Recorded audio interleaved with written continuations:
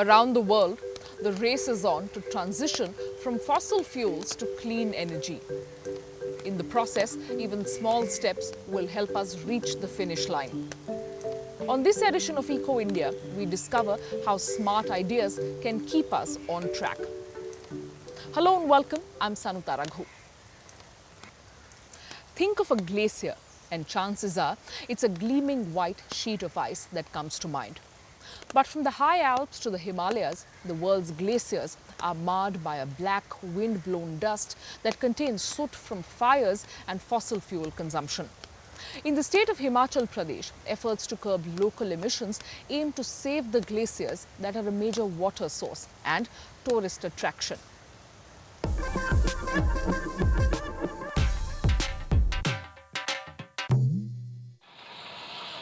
Without this zip wire, farmer Yogi Thakur couldn't bring his apples to market. An iron bridge that once connected his village of Solang in the Himalayas with the Kullu Manali Valley was recently swept away in a landslide after heavy rains. Now the villagers make do with ropeways and temporary wooden bridges. वो एक temporary bridge था जो कि लगाना पड़ता है emergency के लिए कोई We had to build a temporary bridge for emergencies. We didn't have any other choice. This bridge is the only way we can transport an injured or sick child or an elderly person in an emergency. उनको लाने के लिए सिर्फ एक ही जगह पे bridge बनाना पड़ता है. The Indian state of Himachal Pradesh is home to a number of big Himalayan glaciers. Their meltwater feeds into the region's 5 main rivers. The Kullu Manali Valley lies 1800 meters above sea level. This year saw unprecedented heat waves. And in the month of July alone, more than 30 heavy rainstorms. The resulting floods led to landslides that killed 140 people. The extreme weather isn't only down to climate change. Local factors have also played a role. The volume of traffic has increased massively over the past 30 years as hill stations draw increasing number of tourists. Local residents like Yogi Thakur say the landscape is changing before their eyes. हम लोग winter trek के लिए गए. This year we went for a winter trek for Friendship Week. The temperature was very unexpected. In just a span of 2 to 3 days, while climbing down, we witnessed the snow melting. I was very surprised to see that. There are a lot of fluctuations in temperature. There's no balance anymore. जो balance था balance काफी ज़्यादा बिगड़ा हुआ है. There is now less snowfall and the temperatures are rising. But other factors are also driving the glacier melt. Scientists say soot from coal-fired power plants, forest fires and diesel-powered vehicles is making snow melt faster. One problem is that itself is emitting black carbon, and that black carbon gets deposited on the seasonal snow. Whenever they are suspended into the atmosphere, they absorb the solar radiation because it is black in color. They have perfect absorption properties, and they absorb the solar radiation, and in the process they heat the atmosphere. And the impact is huge. A report from the World Bank shows the black carbon deposits could be responsible for more than 50% of the accelerating glacier and snow melt in the region. At the bus station in Manali, conductor Hans Raj issues a last call for passengers. His bus is about to leave. And it's not just any bus. The fully electric vehicle is one of 25 e-buses serving the Kullu Manali Valley. Hans Raj has been working here for years. He too has noticed changes in the mountains and their forests. 15 years ago, there was a lot of snowfall between December and March. It was hard to spot land. Now I am thinking I will have to take my kids to Rohtang Pass to see the snowfall. The electric vehicles have quickly become popular among passengers. Diesel vehicles cost and pollute more. Because of that, locals will even wait longer to travel in an e-bus. The local transport corporation plans to buy another 300 electric buses. And by 2025, 15% of its fleet is to be electric. But not all the buses can use the same charging points. That limits their operating scope. अभी जो सबसे बड़ी समस्या ये है कि The biggest challenge right now is that the e-bus back-end infrastructure is vehicle or company specific. The kind of buses in Shimla are different from Kullu or Dharamshala. Until charging infrastructure is standardized by the government, this problem will continue. So setting up vehicle-specific charging stations is a problem. Government level पे नहीं होती है, ये दिक्कत रहेगी. Nevertheless, electric vehicles are definitely a step in the right direction, scientists say. The idea of using electrical vehicle itself is a very useful thing if we can do it. And significantly it can affect the black carbon emission into this region, and up to an extent it can control or it can enhance the livelihood or enhance the durability of snow cover. Electric vehicles could certainly help reduce the damaging black soot emissions in the region, but that will take time. Still, people are already benefiting from the new buses, which reduce noise and contribute to cleaner mountain air up in the Himalayas. The southern Italian city of Naples is the notorious capital of criminal clans known as the Camorra. One district that for decades has lived in the shadow of the mafia, poverty and unemployment has become the unlikely center of the city's transition to clean energy. It's a project that demonstrates the uplifting potential of going green.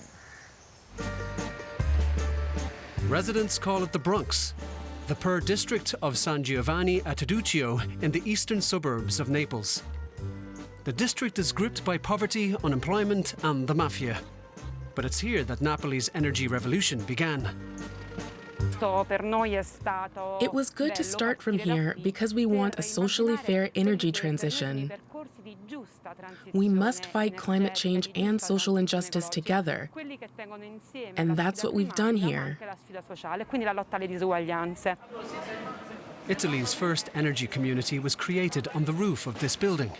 166 solar panels produce electricity for 40 families. Energy has become part of a social project here. The former orphanage of the Famiglia De Maria Foundation is a drop-in centre for families, a place where children can go to save them from exploitation by the Camorra. But there are risks involved. This hole comes from a bullet fired in front of the entrance of the foundation that hit this wall. A blatant sign of organized crime, one of the big problems here. They want to show that places like this are not wanted, because we educate the children to respect the laws. Our weapons are books, musical instruments, and even solar panels. Gennaro is 11 years old. He comes to the foundation every day, and it's made him an environmental activist. Children play an important role. They're the ones who persuaded their parents to participate in the energy project. We installed more solar panels here and over there, and also on this side. It makes me happy because at least we're doing something for the climate. I told my mama that it's good for the environment, and you also save money. Pasquale Cirillo has been working for the foundation for 20 years, but for him, it's about much more than alternative energy. We try to give these kids a chance.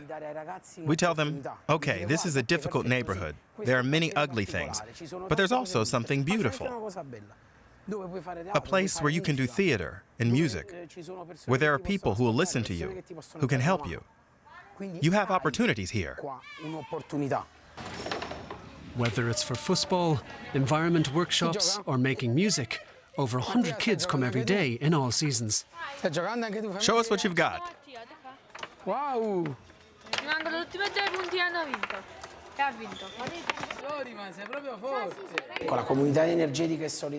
We want the electricity project to show families that we care.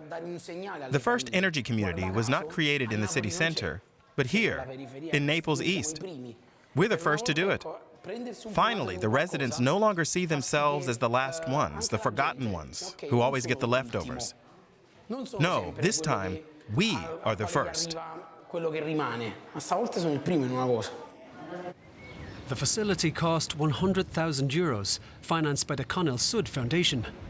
The families are now entrepreneurs who not only use the electricity, but also sell it.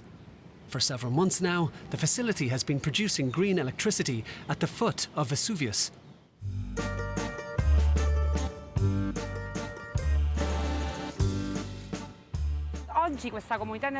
This energy community represents a new path for this district. There are still many unsolved environmental and social problems, and the mafia is still present. But this is finally a positive story. Following their example, in the next few months, dozens of new energy communities are to be set up all over southern Italy. Well, rooftops are one place to store solar panels. But as the world strives to transition to an emissions-neutral future, the search is on for space to put all the photovoltaic systems that the future will require. So where exactly can we put our solar cells? Our reporter explores the options. We need less of this and more of this to stay below 1.5 degrees. But time is running out. Solar still only accounts for 3.7% of worldwide energy production. We desperately need more. But where can we put the solar panels? They need space on precious land, land we need for towns, houses, and streets, intact ecosystems, and food. Here we have a serious space issue. We're already using a lot of our soil to grow food. But what if we grew crops and generated energy at the same time? It's time for agrivoltaics. The idea behind it, double the harvest. To do this, modules are built in such a way that the soil beneath them can still be used for growing plants. What potential types are there? One is solar fences. The space in between the fences can be used to grow crops, for livestock, or for flower strips. Or the modules could be built in a way that gives the panels enough space to rotate towards the sun. But how do plants fare growing under or near the panels? We've been growing lots of different kinds of crops, things that you would see at your local farmer's market. So tomatoes, peppers, squash, aubergine, all of these different types of crops have seemed to do really well. So the plants still get enough light. Tomatoes and chili peppers even doubled their yield when shaded by solar panels. That's because if they get too much sun, they get stressed and stop photosynthesizing, which means they stop growing. In a world that is getting hotter and hotter, the modules ensure that less water is needed for irrigation.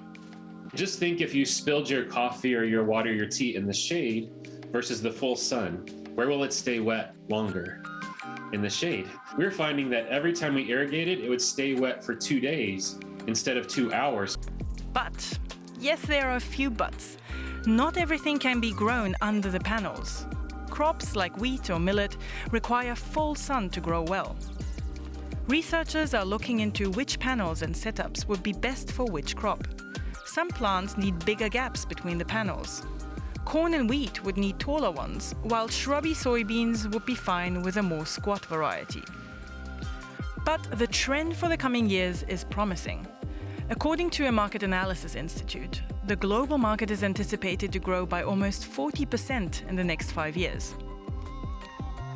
In dry regions or those that rely heavily on agriculture, like India, Indonesia, and many African and South American countries, agrivoltaics could save a lot of land and water. Floating photovoltaics, or floatovoltaics, might just be the next big thing. The idea: solar panels are mounted on raft-like structures which float on a body of water. Only a 10% coverage of all the reservoirs which are available in the world would give about 23 terawatt peak of installed capacity.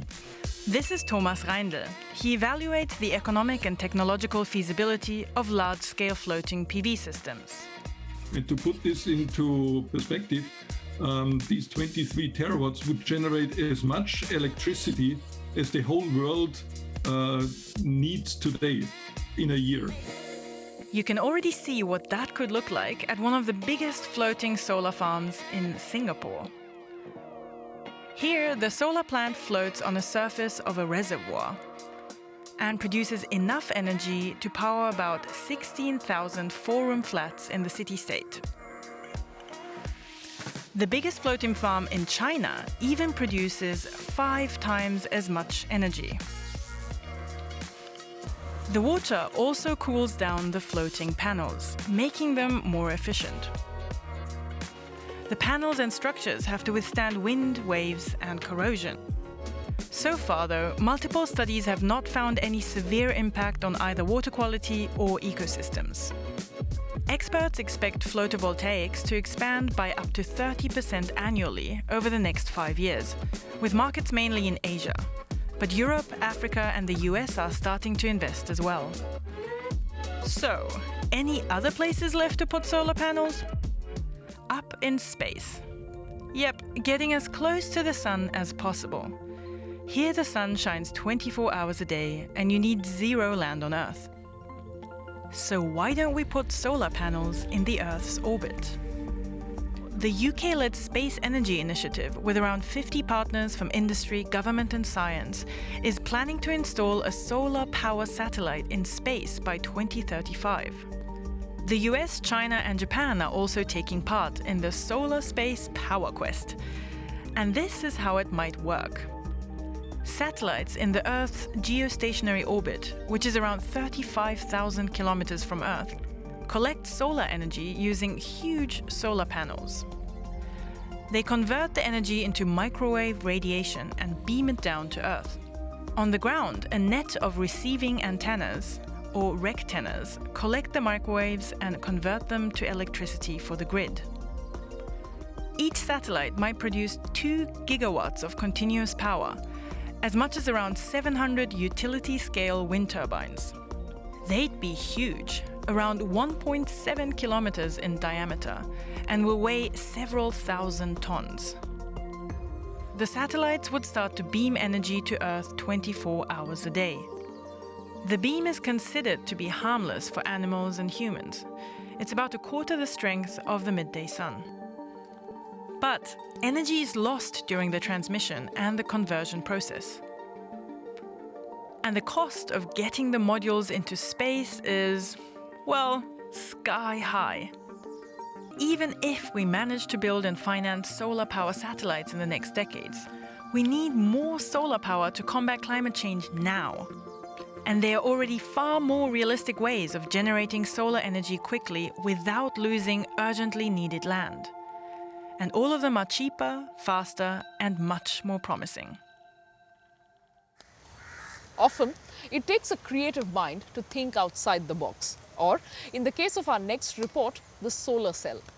We met a Dutch designer who integrates solar technology into her work in a quest to redefine our relationship with solar power and promote energy efficiency. For Dutch designer Marianne van Albel, the sun is her inspiration. So it all started with this. That something as small and beautiful as this could harvest energy.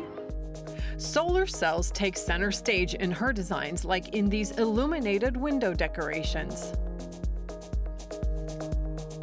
So here I try to make, instead of like making solar invisible, that it really becomes like the feature, that it becomes an aesthetic addition to the work. So this is a self-powering artwork.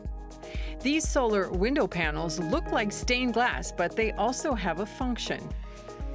And this solar-powered hanging lamp, called Sunna, is designed to mimic sunsets. The sun is like this beautiful thing we like all know very well. And I mean, this moment when you're on the beach and you see the sun setting, this magical moment, that's kind of like what I want to use in the lights. So when the sun goes down, the sun goes on. And that's like, everyone has this personal relation with the sun, but it's also like the fact that it's powering objects and this light is super, super fascinating. Marian van Albel works out of this studio in Amsterdam. She collaborates with scientists to create objects with a double function. They promote energy efficiency, such as this table, which is also a docking station. It captures daylight, and then you can plug your phone or a light, or you can charge your devices from this. One of her bigger projects was for the Dubai Expo 2020. She created the colorful solar panels for the Dutch pavilion.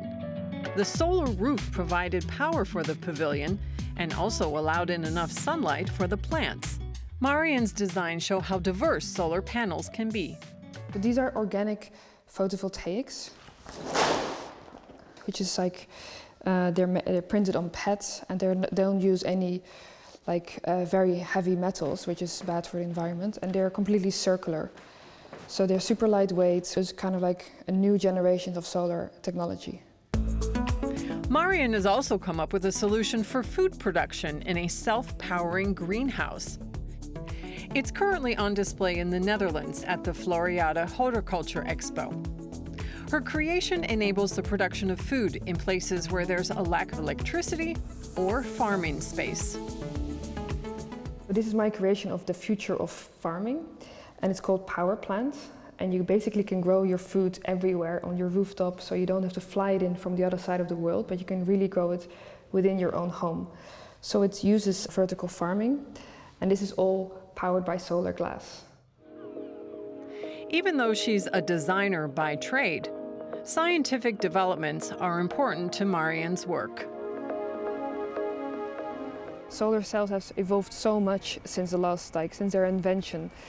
And I think it's time that we start looking up in the sky, where we've got all this potential, instead of digging down in the ground. I mean, if we could live in balance with nature and use sources that are coming all the time and are in abundance, I think, then the world can be a very beautiful place.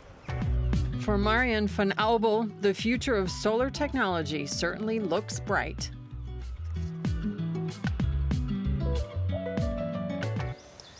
Now, the sun isn't the only thing in the sky that we can harness for energy.